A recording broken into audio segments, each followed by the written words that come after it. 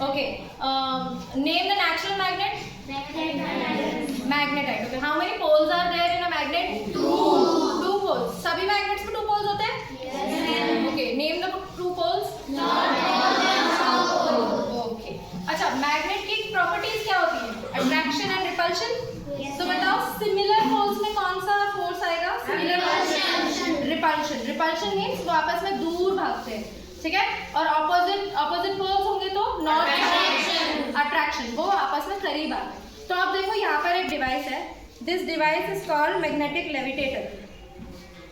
This object is made up of magnet, और यहाँ पर जो इसका बेस है दिस इज ऑल्सो मैग्नेट। यहाँ पर ये ग्लास है, ग्लास का कोई भी रोल नहीं होता according to in relation to magnets, ये बस सपोर्ट के लिए है, ठीक है?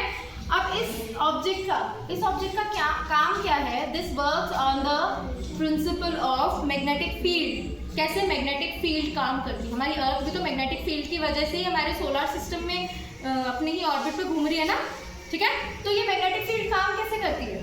देखो, अगर इसमें अट्रैक्शन ज़्यादा होगा तो ये जो ऑब्जेक्ट है वो अपने ग्राउंड में चिपक जाएगी। देखो, ये चिपक जाएगी, ये देखो, मैंने इसको टच भी नहीं किया बट ये इसको चिपक रही है। और अगर ये मैग्नेटिक फील्ड से बाहर जाएगी तो you can sense the repulsion, ये मुझे रिपल्शन फील करवा रही है, देखो ये मूव कर रही है अपने आप ही।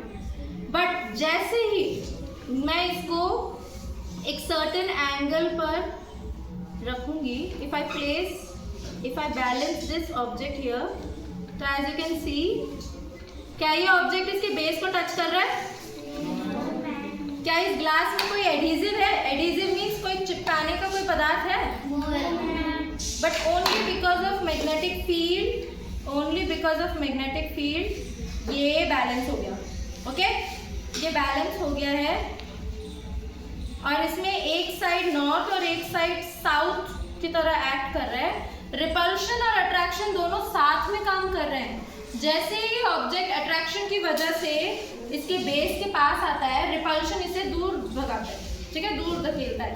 जैसे ही इसकी मैग्नेटिक फील्ड से बाहर आने वाला होता है, अट्रैक्शन इसे वापस फील्ड में ले आता है।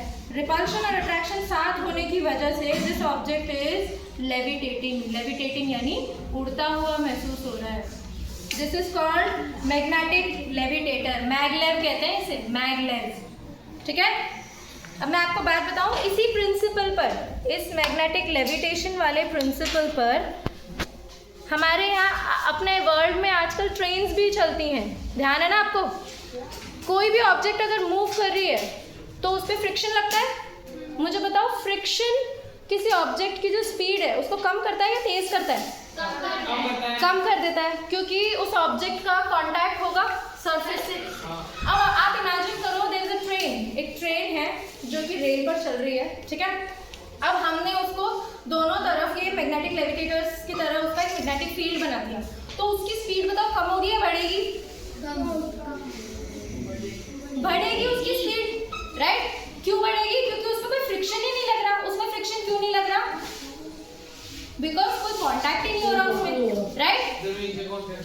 जमीन से उसका कांटेक्ट ही नहीं है, वो लेविटेटिंग ट्रेन है, वो उड़ती हुई लगती है, इसीलिए उसकी स्पीड बहुत ही ज़्यादा हो जाती है, ठीक है? This is called magnetic levitator, short form में इसे कहते हैं मैगलेव।